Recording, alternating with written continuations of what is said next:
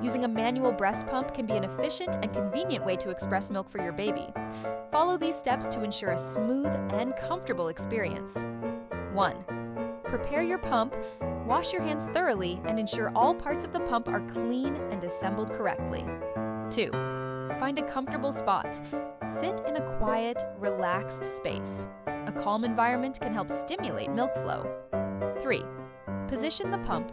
Center the flange over your nipple, ensuring a proper seal to avoid discomfort or milk leakage. 4. Start pumping. Gently squeeze the handle in rhythmic motions. Begin with slow, light squeezes to stimulate letdown, then adjust to a comfortable pace.